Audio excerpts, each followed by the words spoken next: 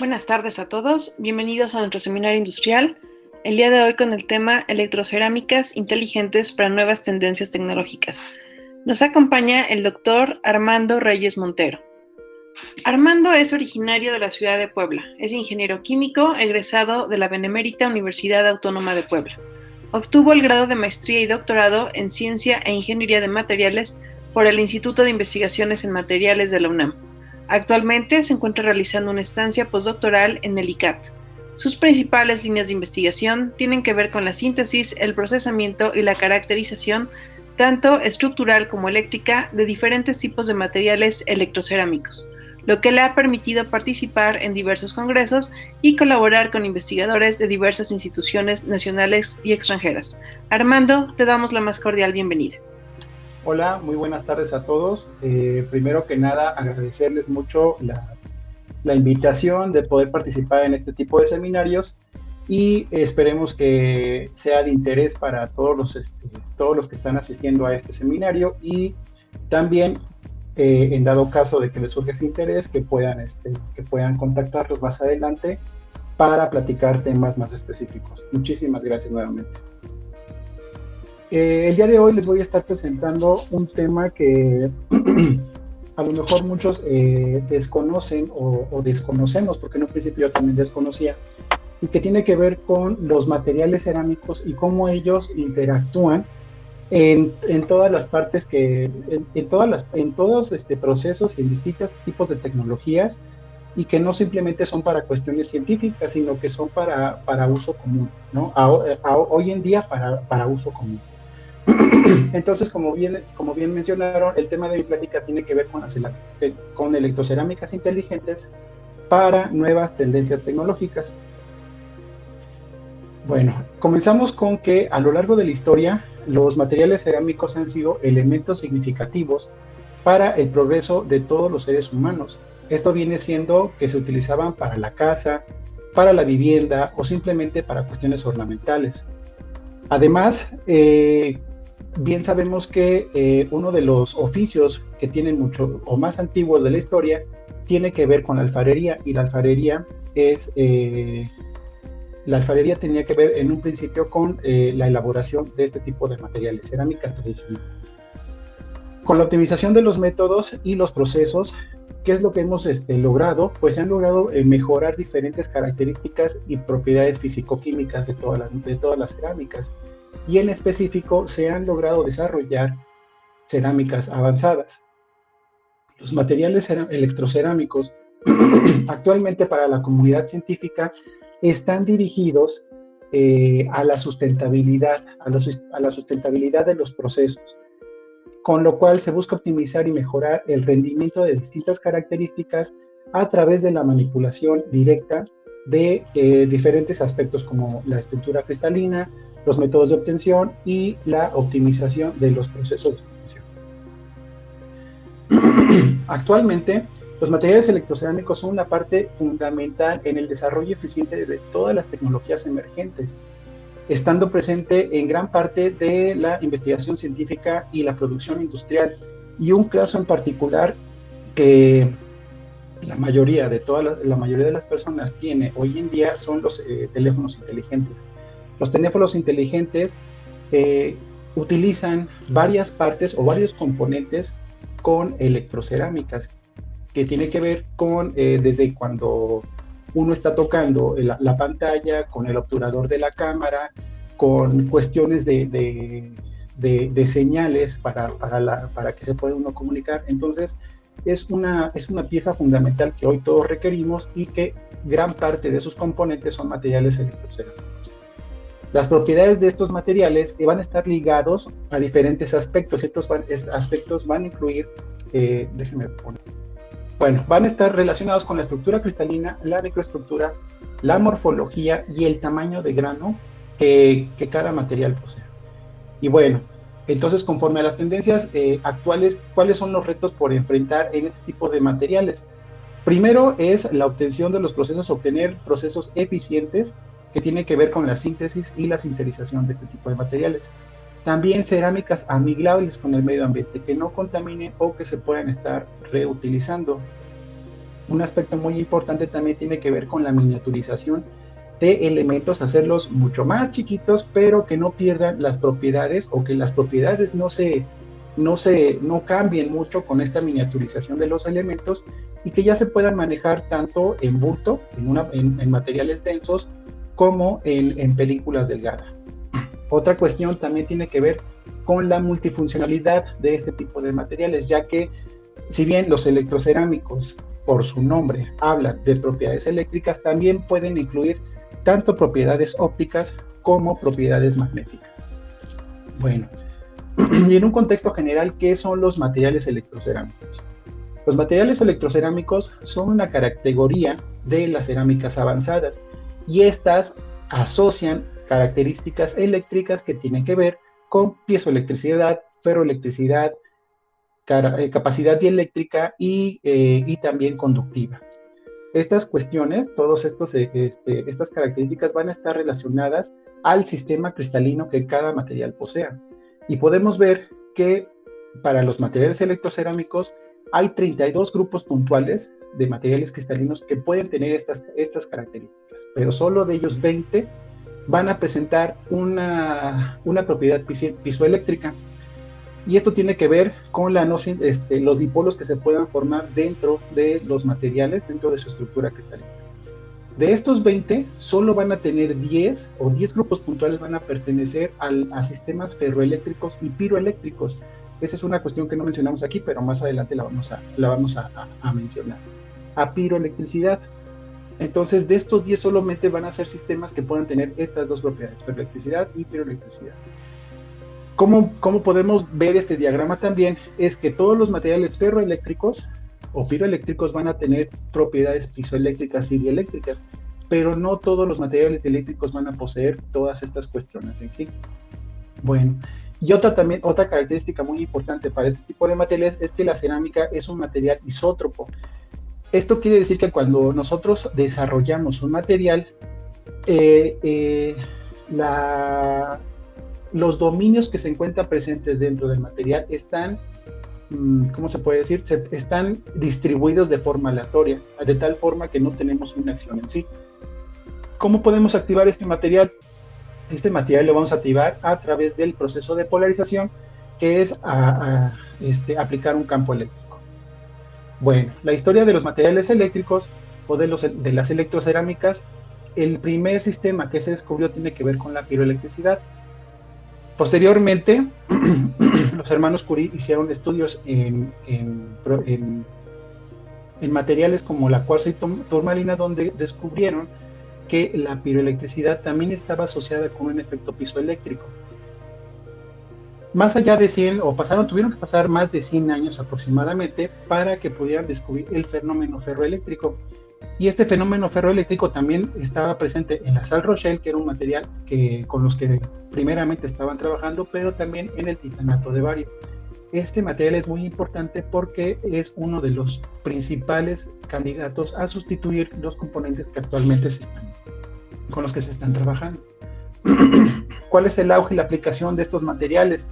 Pues donde fue el boom de estos materiales fue al final de la Primera Guerra Mundial, y es que se pudieran utilizar como elementos para tener sonares. ¿Cuál fue el primer material que se utilizó como elemento para utilizar como sonar? Fue el cuarzo, ¿no? Y esto era de mucha importancia, pues simplemente para ganar las guerras, ¿no? Para tener un medio de cómo conocer qué objetos estaban cercanos de los submarinos.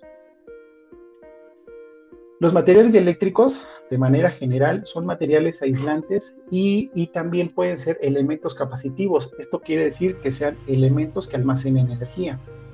Van a tener dos parámetros muy importantes que tienen que ver con la permitividad y la conductividad. Y en sí, estos materiales no poseen o son considerados como materiales, al ser como materiales aislantes, pero que al modificar su estructura química y a temperaturas o someterlos a temperaturas más elevadas, pueden llegar a ser semiconductores.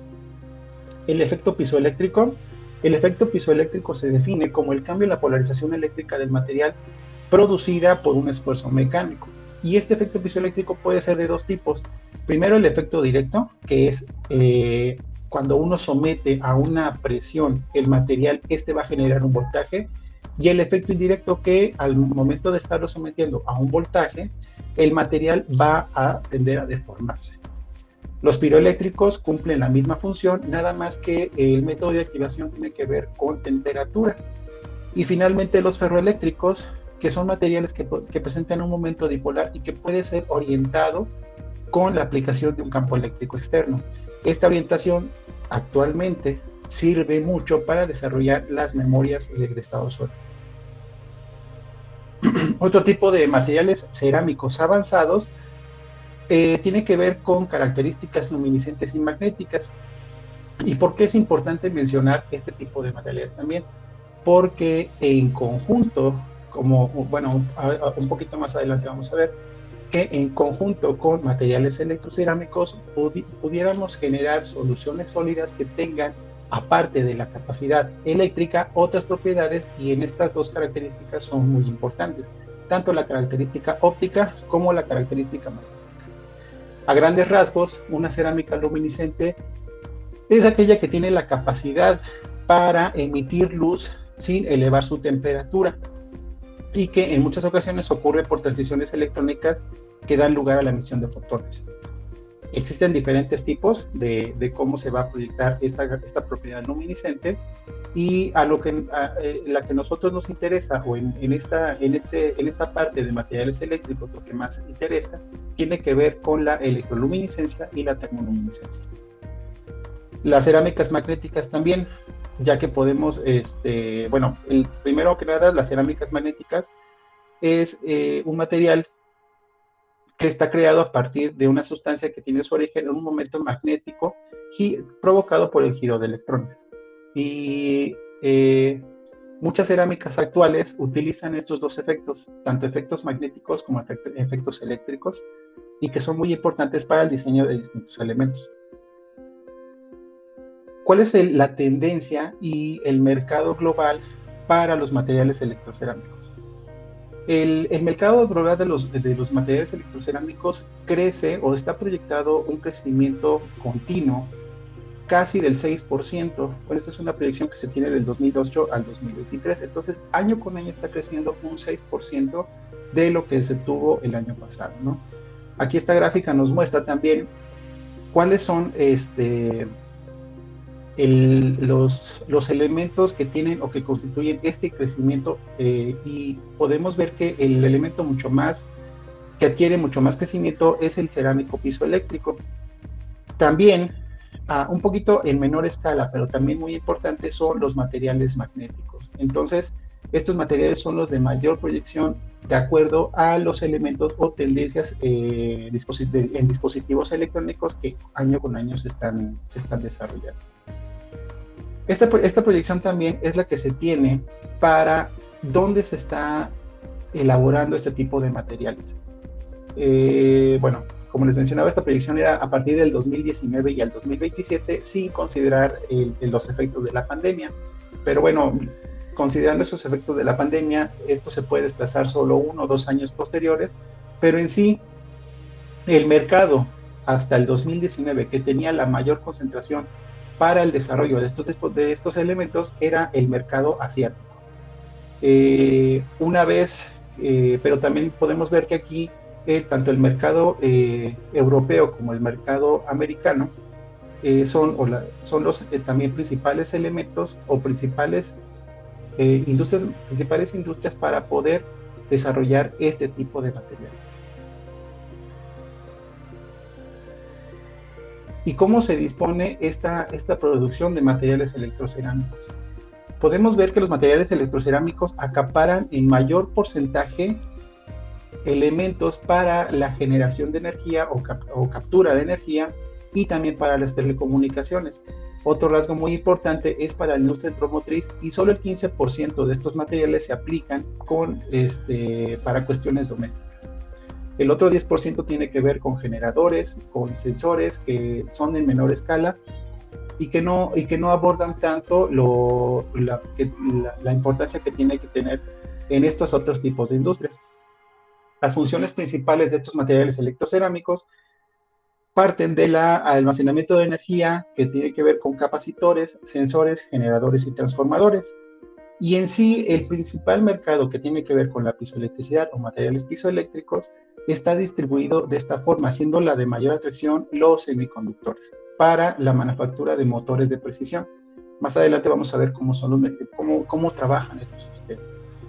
Y también la tecnología la tecnología de información y el diseño de máquinas, por decirlo así, de robots, ¿no? de micro robots. Entonces, esta es la distribución de cómo los materiales piezoeléctricos actualmente están proyectándose en el mercado. Y un aspecto muy importante y que solo ocupa el 7% tiene que ver con la ecología y la captura y conservación de energía. Las fuentes de recolección de energía parten de distintos mecanismos y que podemos obtenerlos prácticamente desde cualquier lado. No tiene que ver con estructuras fotovoltaicas o con celdas fotovoltaicas, también por vibración a través de microgeneradores, por calentamiento y por frecuencia. Y si se fijan, todas estas cuestiones o todos estos mecanismos están asociados a materiales piezoeléctricos. Entonces, estos materiales facilitan la captura o el almacenamiento de este tipo de energía. Pero, ¿cuáles o qué cosas son importantes para tomar en cuenta en el diseño de elementos que me permitan hacer esta acción? Primero que nada, la eficiencia de conversión. Tener materiales que me pueda o que me permita almacenar energía con una eficiencia mayor al 50%. Que también sean fáciles de colocar sobre grandes áreas de trabajo, y que sean materiales económicos, que no se gaste mucho en poder utilizar este tipo de ciencia. Y esto es aparte de los piezoeléctricos, que es como está trabajando. Podemos tener motores, en este caso micromotores, también sensores, actuadores y también elementos generadores. Aquí no se puede ver, pero es la chispita que que se produce en las parrillas, en las estufas, y el efecto inverso que lo podemos ver en este caso como los dos efectos de la cuestión piezoeléctrica que la podemos ver en películas delgadas. En un primer paso el efecto directo y en un segundo paso el efecto inverso, ¿no? El efecto inverso de la piezoelectricidad. Para esto y el diseño de fabricación de dispositivos va a ser indispensable el tener una colaboración con distintas áreas de ciencia y tecnología. Estos materiales no solamente trabajan para cuestiones eléctricas, también trabajan mucho en industrias como para la construcción, en industrias de la salud, en específico en cuestiones médicas, tanto de odontología como cuestiones dentro del cuerpo humano. Y bueno, los elementos de tecnología que comúnmente celulares, cámaras, autos, que todos que conformemente se van desarrollando. Un elemento principal o una cuestión principal a considerar en estos elementos es la toxicidad que tienen estos. Estos materiales, o los que actualmente se encuentran en el mercado, trabajan a base de plomo. Y el plomo es un elemento muy tóxico tanto para el ambiente como para el cuerpo humano. Y esta toxicidad se produce al momento de nosotros estar desarrollando los materiales por la volatilización del elemento plomo. Y fue que a partir del año 2000 la Unión Europea restringe el uso de este tipo de electrocerámicas, pero al momento o en ese año no se tenían elementos que pudieran ser alternativos al uso de este material.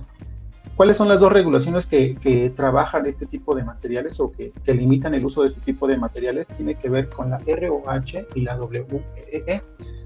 ¿Y cuál es la función de cada una de ellas o cuál es más rígida para el uso de estos elementos? Principalmente la ROHS es la que imposibilita que trabajen estos materiales, ¿no? Ya que se necesita que a fuerzas la emisión de estos tipos de materiales se reduzca o también se elimine. Pero los elementos que actualmente trabajan con plomo trabajan bajo esta norma, la WEE, en la cual sí se pueden reciclar, sí se pueden reutilizar dándoles tratamientos térmicos. Sin embargo, pues la contaminación ahí sí. Entonces, conforme a estas cuestiones, ¿cuáles son las alternativas que se tienen o que se pretenden desarrollar para poder tener materiales de la misma índole? Pues principalmente nuevos materiales y también mejorar los procesos de obtención para la fabricación de estos. En los nuevos materiales, y siguiendo y tomando como base el PZT, tenemos estructuras que tienen esta respuesta, estructuras cristalinas que tienen esta respuesta esta respuesta eléctrica similar a las que actualmente se utilizan. Estas estructuras tienen que ver con la perovskita y la auribillus. La auribillus es una estructura un poquito más complicada, pero tiene partes, o su cadena está formada de partes de la perovskita. Entonces, digamos que es una perovskita complicada. Pero bueno, en términos general, la perovskita normal. ¿Qué es la perovskita normal? La perovskita normal, en su forma ideal, tiene esta forma ABO3 y presenta una estructura cúbica. Sin embargo, en materiales piezoeléctricos y ferroeléctricos, la estructura no sirve de nada, ya que el dipolo generado en el centro pues no se va a mover a ningún lado, entonces no vamos a tener una respuesta eléctrica. ¿Qué es lo que se hace? Es aquí donde se hace una solución sólida que tiene que ver con una serie de compuestos con la misma estructura, pero con diferente estequiometría. Y esta estequiometría me va a permitir mover o desplazar a nivel atómico, la disposición que se tiene dentro de esta estructura. Ya no va a ser estructura cúbica, puede ser estructura romboidal, tetragonal, pseudocúbica, ortogonal, de distintos tipos, ¿no? ¿Y por qué es una estructura camaleónica? ¿Por qué también se le conoce como una estructura camaleónica a este tipo de compuestos? Porque vamos a permitir la incorporación tanto del sitio A o del sitio B de la perovskita. Claro que cada uno va a tener una respuesta distinta. Además, me permite utilizar radios de distintos tamaños. Ahí nada más hay que seguir una regla para que no podamos meter más de lo que se debe, pero en sí este elemento es una estructura muy flexible. También me permite el dopaje con tierras raras, y aquí es donde va a ser la cuestión óptica. Aquí es donde vamos a tener nosotros, o vamos a poder implementar nuevas propiedades ópticas en este tipo de materiales cerámicos. Hay que tener presente que al momento de estar modificando la estructura de este material, también se van a desarrollar sitios vacantes que me puedan mejorar o también disminuir. En un principio me pueden llegar a disminuir las propiedades eléctricas, pero también me pueden llegar a mejorar las propiedades conductivas a alta temperatura. Entonces, es como poner en balanza qué es lo que uno requiere. ¿Quiere mejores propiedades eléctricas o quieres que también tengas tu material cuestiones conductivas a más alta temperatura? Las familias que actualmente se trabajan son el titanato de bario, el titanato de sodio con bismuto, el niobato de sodio con potasio, el titanato de bismuto y la ferrita de bismuto. Pero si vemos el titanato de bario, que es un compuesto que, como lo mencionamos anteriormente, fue su boom a partir del año de 1920, todavía se sigue trabajando, y es porque es uno de los que tiene mucho mejor respuesta eléctrica en comparación a los del PZT. Pero aquí también hay desventajas, no todo es bonito, ¿no? Sino que tenemos una buena respuesta eléctrica. Podemos verlo aquí en esta tabla. Dependiendo de la familia, estas son familias libres de plomo y estas son familias con plomo. Podemos tener elementos como el titanato de bario con una buena respuesta eléctrica en un coeficiente piezoeléctrico que tiene que ver con qué tanta energía me da en una dirección. Entonces, pero también este tipo de materiales tiene, aquí está nombrado como BZTZ porque pues se le meten otras cuestiones, pero la base es el titanato de bario. La desventaja de este material es que trabaja a mucho menores temperaturas que las que se pueden trabajar con el PZT. Vemos que el PZT trabaja desde temperaturas de 100 grados hasta casi 400, mientras que el titanato de bario solo máximo se puede utilizar hasta 100 grados centígrados. Otro aspecto muy importante a considerar en el desarrollo de estos materiales es la región morfotrópica. ¿Y por qué esta parte es muy importante? Porque en un diagrama de fases, este es el diagrama de fases del PZT, es donde se produce un cambio de simetría en función de la composición química y que va a estar dependiente de la temperatura. Entonces, cuando yo me sitúo en esta parte, yo voy a tener dos estructuras. Estas dos estructuras, o viéndolo físicamente, podemos ver que va a tener un aplanamiento de los perfiles de energía libre entre las dos fases estructurales, lo que me va a permitir que yo, al polarizarla, los dominios que estén en esta parte de la estructura se puedan alinear con mucha mayor facilidad, ya que van a estar pudiendo pasar de manera más sencilla entre un lado a otro. Esta característica de la región morfotrópica va a ser la responsable de poder maximizar las propiedades finales de los materiales. Bueno, a grandes rasgos, eso es lo que se necesita saber de materiales electrocerámicos.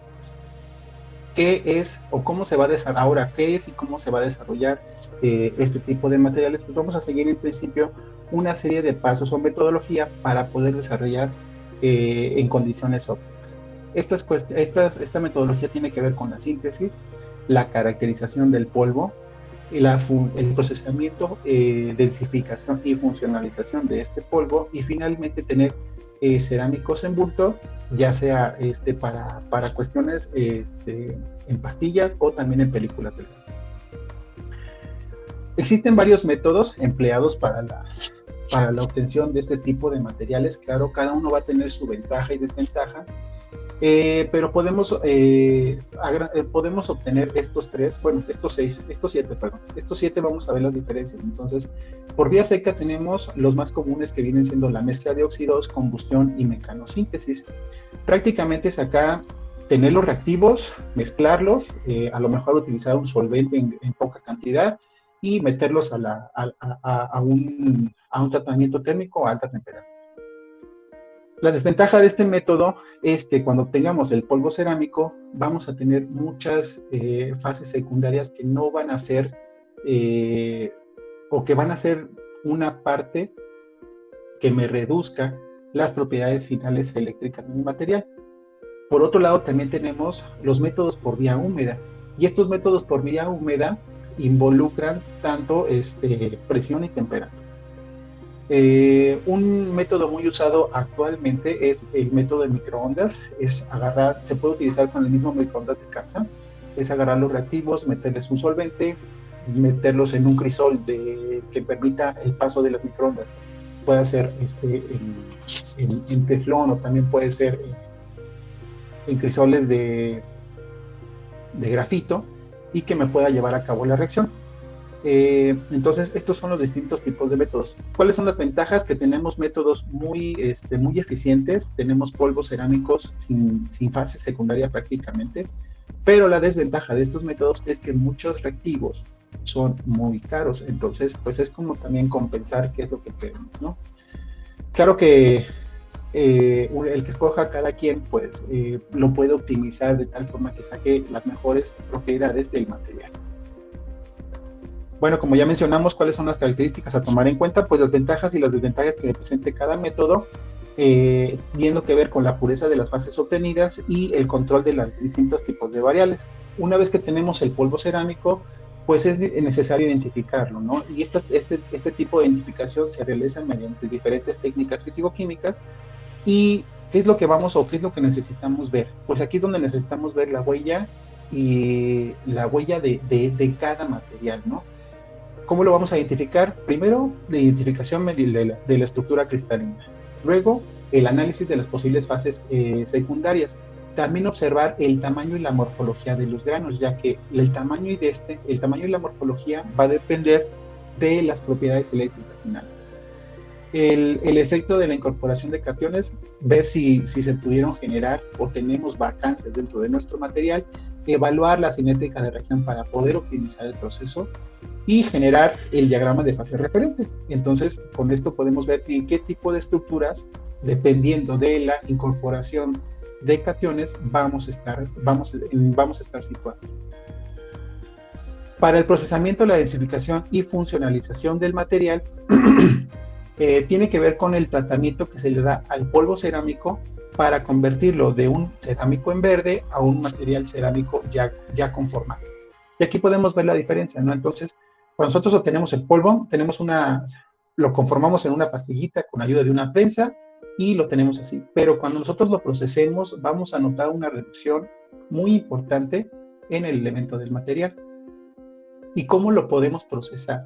La molienda. La molienda es un proceso muy importante, ya que me va a reducir todavía más el tamaño de grano que yo tengo en los polvos, y que después de conformarlo mediante distintos tipos de prensas, yo pueda sinterizarlo a alta temperatura, es decir, llevarlo a un proceso térmico mucho más elevado, cocer la cerámica, por así mencionarlo, para que se unan todos los granitos que están dentro del cerámico y pueda tener una densificación mayor al 90%.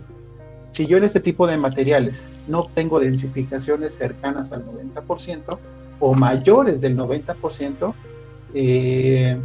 tenemos pérdidas eléctricas, y esas pérdidas eléctricas nos van a bajar la eficiencia en gran parte en nuestros materiales eléctricos.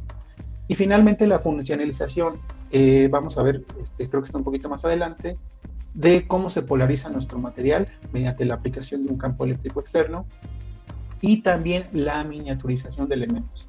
Podemos hacerlos pequeños desde las cerámicas, o también podemos hacerlos pequeños mediante otras técnicas, y en este caso va a ser el desarrollo de películas delgadas mediante diferentes técnicas. Aquí yo menciono la de rocío pirolítico y el depósito por láser pulsado, que son técnicas que yo he estado trabajando.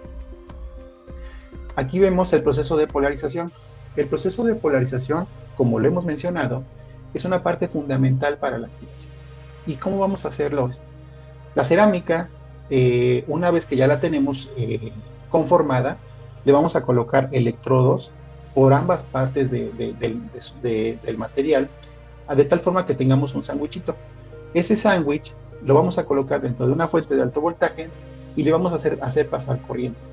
Lo normal es que el material se deje trabajando una hora alrededor, sometido a este campo eléctrico, para que se puedan orientar todos los dominios. Aquí es como se va a ver, o sea, todos los dominios se van a estar orientando al momento de yo estar colocándolos, al momento de yo colocarlos dentro del sistema de polarización.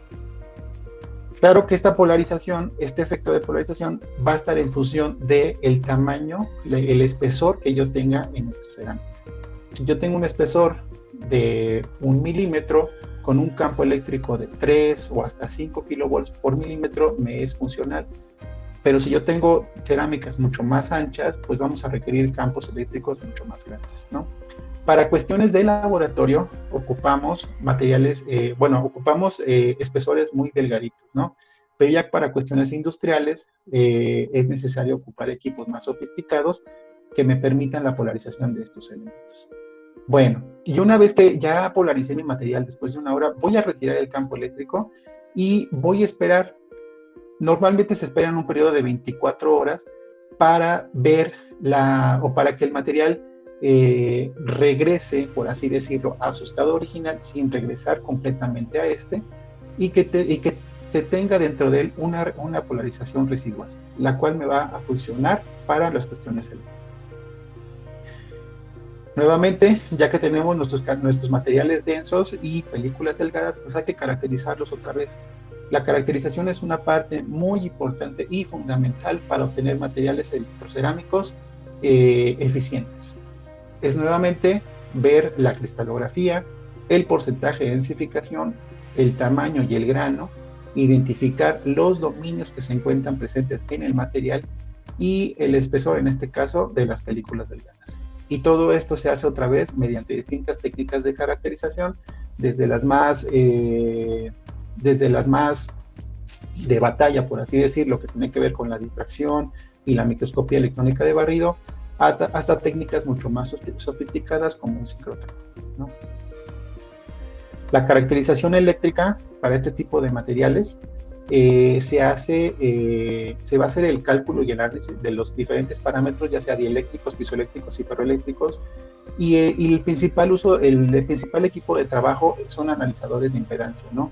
Es conocer, ya sea en función de la impedancia o la admitancia, las frecuencias de resonancia de estos materiales y con ello calcular los distintos parámetros piezoeléctricos o dieléctricos.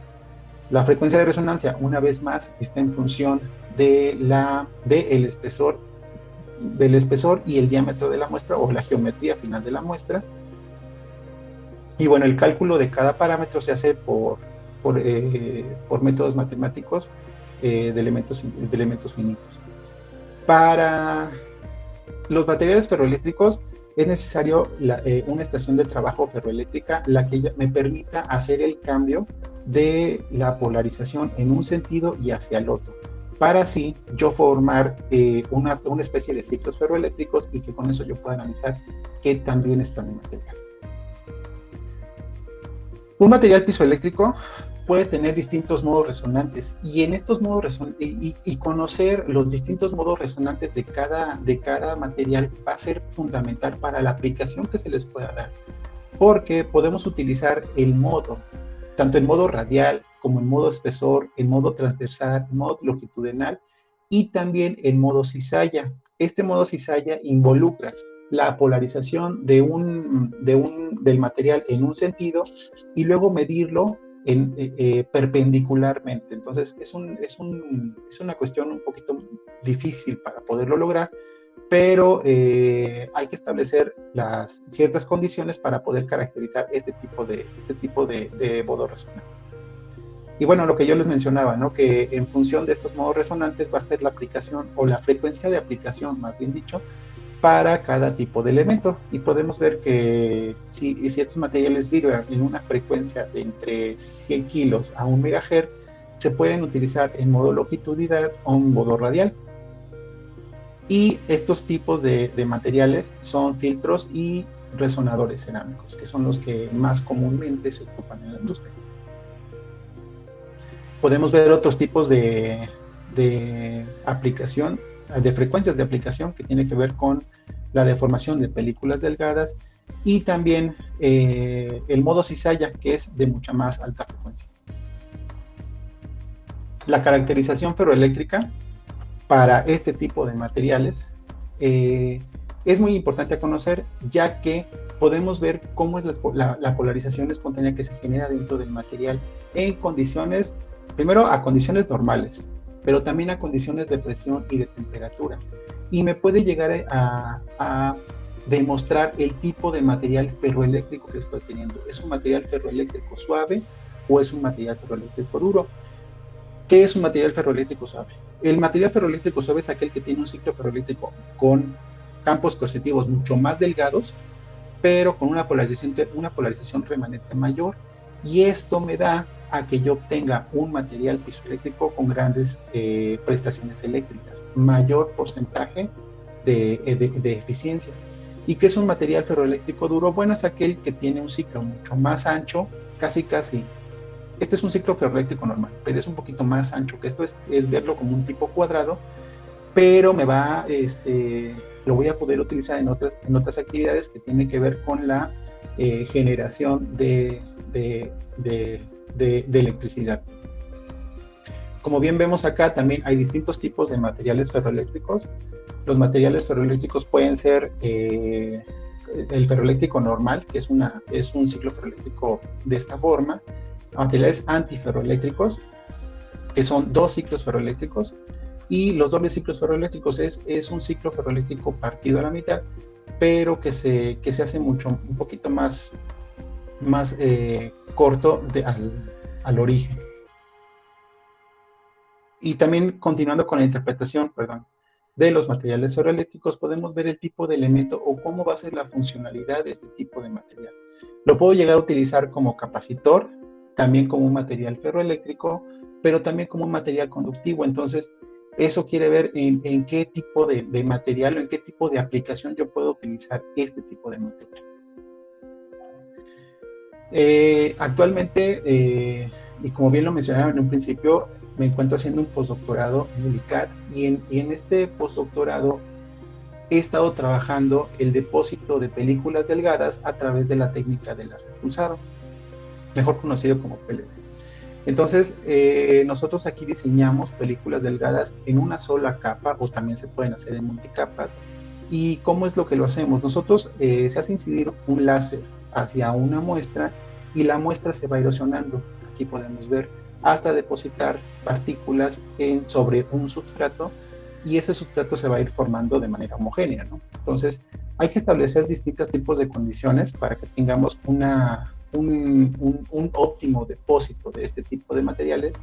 Y bueno, las condiciones pueden variar, ¿no? O sea, hay que establecer temperatura, la presión parcial, en este caso de oxígeno que yo estoy metiendo para compensar el que se pueda estar perdiendo, la fluencia, qué tan fuerte, por así decirlo, estoy yo haciendo incidir el láser de mi material, la energía que estoy ocupando y también la distancia de trabajo, ya que la distancia de trabajo va a ser indispensable para que yo pueda obtener capas delgadas o mucho más anchas. Entonces, son varias condiciones que hay que estar manejando al momento de estar depositando para lograr películas delgadas de alrededor de 50 nanómetros y que estas ya presentan o que tienen una parte eléctrica, ¿no? Que tienen unas características eléctricas y que las cuales me va a estar permitiendo trabajar a más alta frecuencia.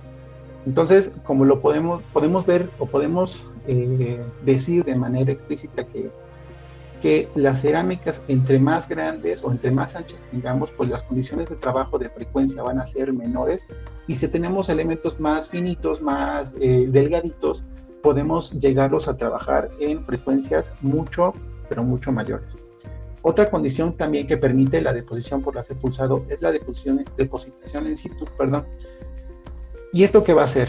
Que yo puedo ir formando el compuesto directamente. Aquí yo lo que estaba mencionando es que yo metí o que yo hago incidir el láser sobre un cerámico que yo ya hice, pero también yo puedo ir haciendo el material dentro de la cámara. Entonces, se puede hacer de dos formas, o ya tenerlo presente el material o ir haciéndolo poco a poco, nada más que hay que ver y evaluar también pues cuál es mayor eficiencia, cuál se tiene mayor eficiencia, cuál es de mucho menor costo y cuál me va a dar las mejores propiedades finales que es lo que yo estoy buscando en sí. Y bueno, hay muchas condiciones para la implementación de este tipo de materiales, pero en la actualidad, ¿qué es lo que se tiene en la actualidad? En la actualidad, pues es muy difícil todavía poder trabajar con materiales libres de plomo en diferentes aplicaciones. Y la principal característica de por qué todavía no se mete de lleno, porque ya hay lugares donde se están metiendo este tipo de materiales, pero ¿por qué no se mete de lleno a cuestiones eléctricas, aun cuando ya hay restricciones en el uso de plomo? Es por la diversidad de propiedades que todavía tienen los elementos con plomo, ¿no? Los PZT. Los PZT trabajan, tienen eficiencias muy elevadas, pueden trabajar en un amplio rango de temperatura y tienen pérdidas eléctricas mucho, pero muy bajas. ¿Y qué es lo que pasa con los sistemas libres de plomo? Bueno, pues los sistemas libres de plomo, hay sistemas que en específico tienen o más eficiencia o menor pérdida de eléctrica o mejor respuesta ante la temperatura, pero que en sí la investigación se dirige hacia ese punto, ¿no? Sino generar una solución sólida que pueda tener casi todas las propiedades del PZT, aunque no así, pero hay que trabajar con diferentes sistemas, ¿no? Se trabaja, por así decirlo, podemos trabajar con un sistema base titanato de bario, el otro sistema un iobato de sodio potasio, que son los demás repunte en eficiencia eléctrica y que también puedan trabajar a más alta temperatura. Pero aún así, el sistema, al momento de estar generando los dos, tenemos una caída en las cuestiones, en la respuesta eléctrica y térmica. Eso lo vamos a ejemplificar un poquito más adelante con una solución sólida de trabajo. Hay países, como lo mencionábamos, países europeos, principalmente Alemania y Holanda y algún otro de la Unión Europea, que no recuerdo ahorita, pero que son los que ya están por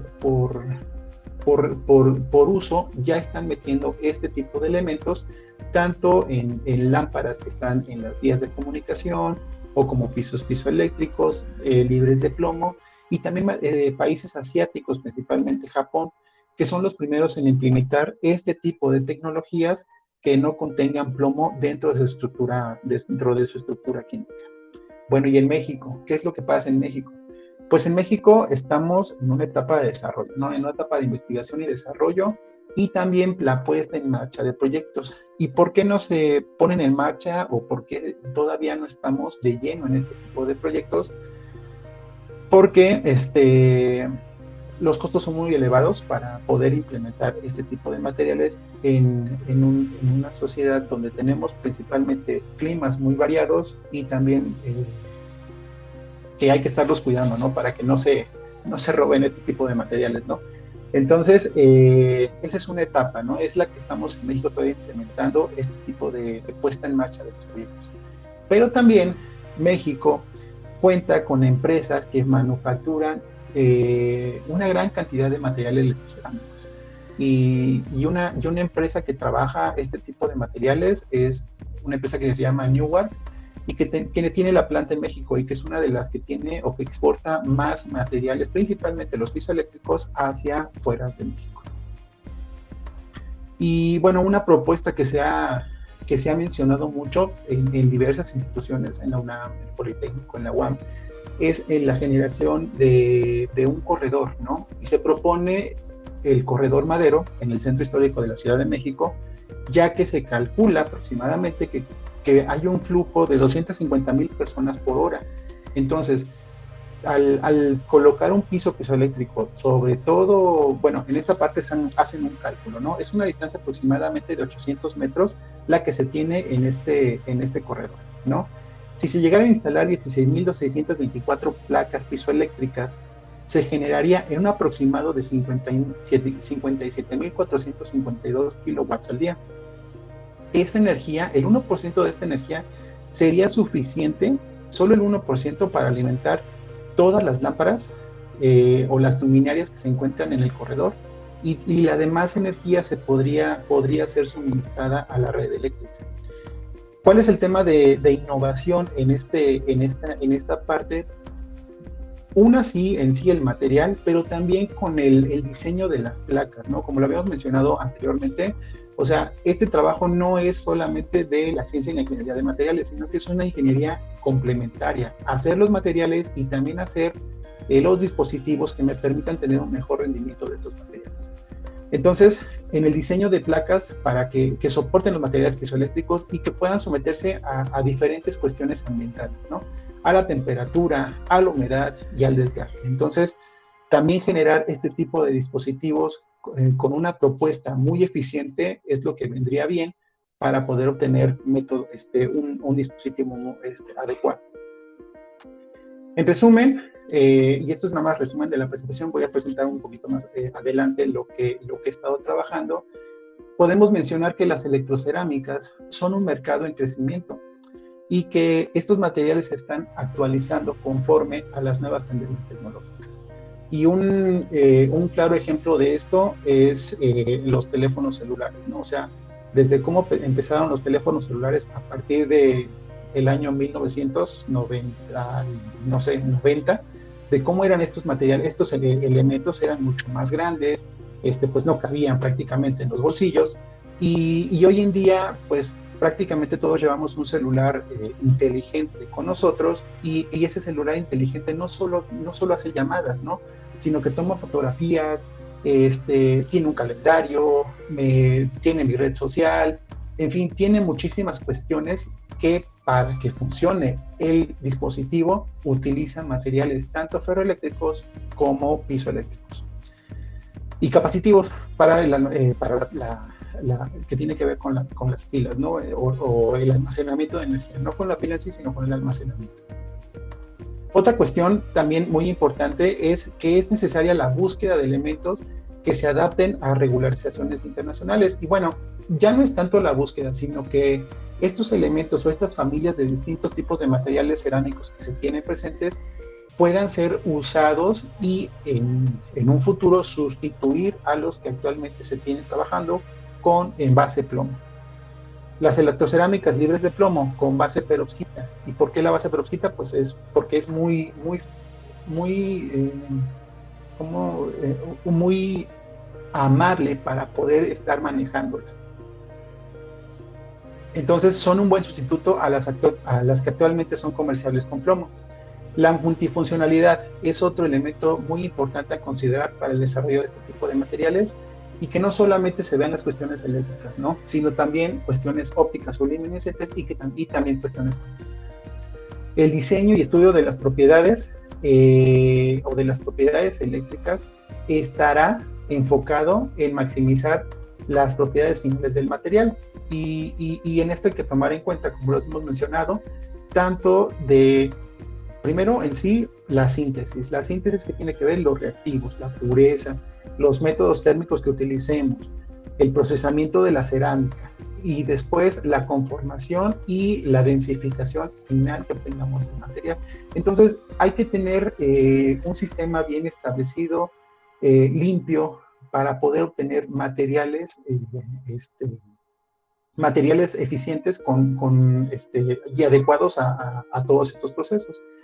Y finalmente la puesta en marcha, que creo que es una parte que a veces es muy complicada porque, bueno, en el laboratorio se trabaja, se logra el material y a veces hasta ahí se queda, ¿no? Entonces sería la función de poderlo lograr poner en marcha y en este caso para las cuestiones de generación y captación de energía.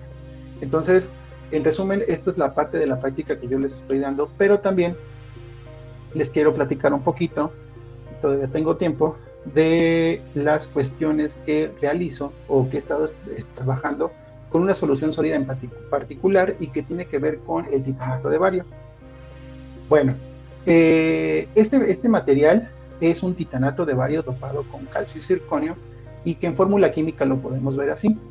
Bueno, como le hemos mencionado, o sea, el titanato de bario se empezó a trabajar alrededor del año 1920 y 100 años después se sigue trabajando. Entonces, el primer reporte que se tuvo en este tipo de cerámicas con una gran eficiencia eléctrica data del 2019 y pudieron obtener una respuesta eléctrica mucho mayor a los que se tenían con plomo en ese momento.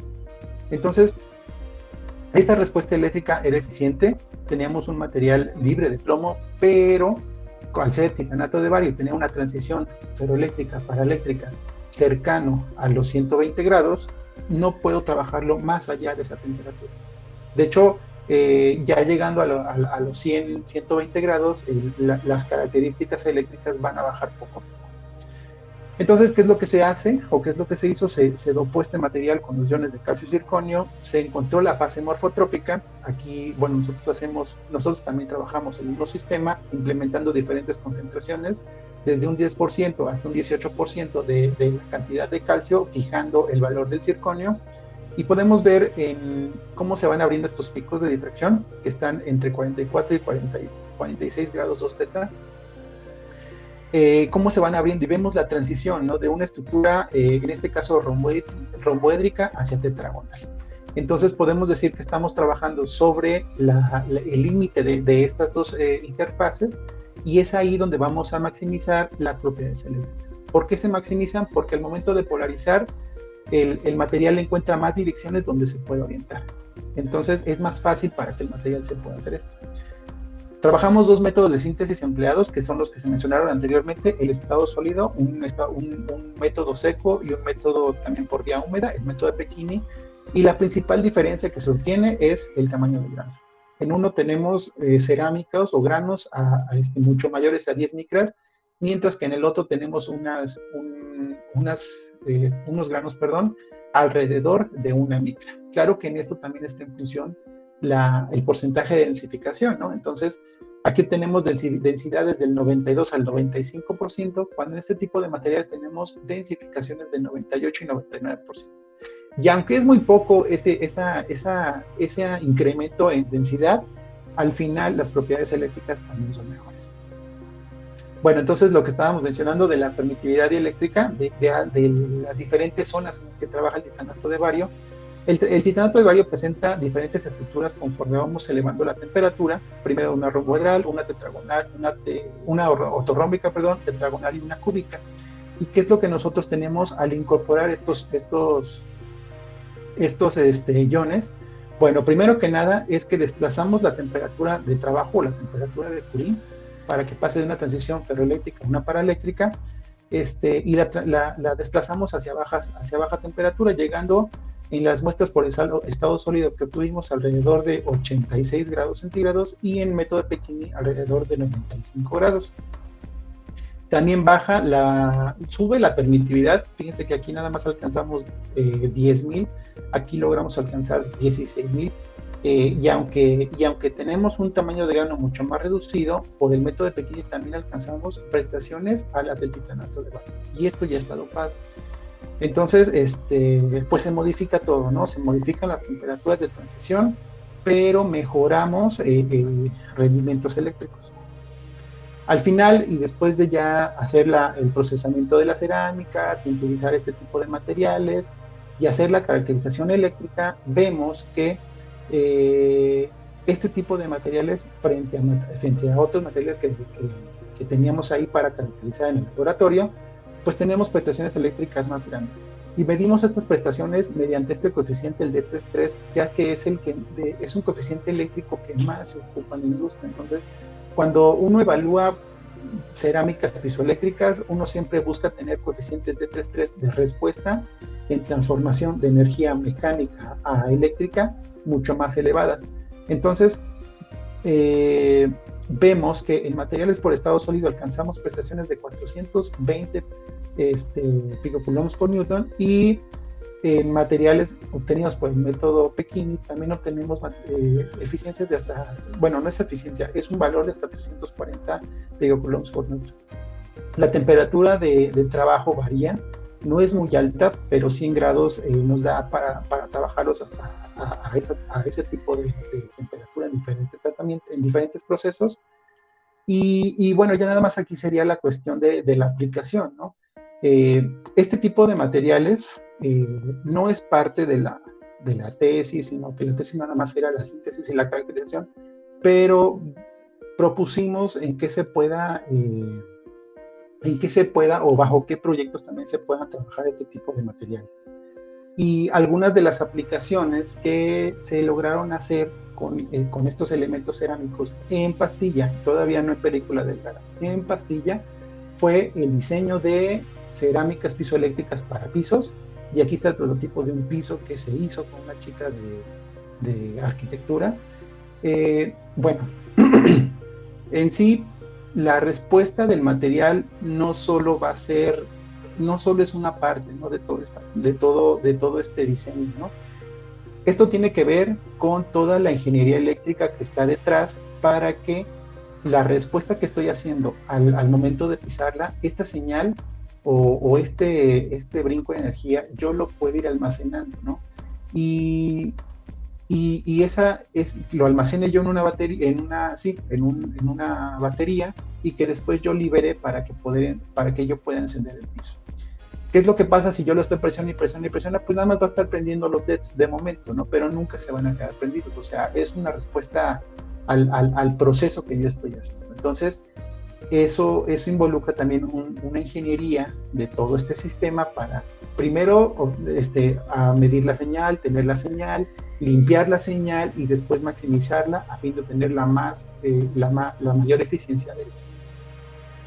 Otro tipo de aplicación que también se ha desarrollado, o que no es desarrollado, sino que también la aprovechamos para todas las cerámicas que se desarrollan en el laboratorio, es en cuestiones de la caracterización fotoacústica.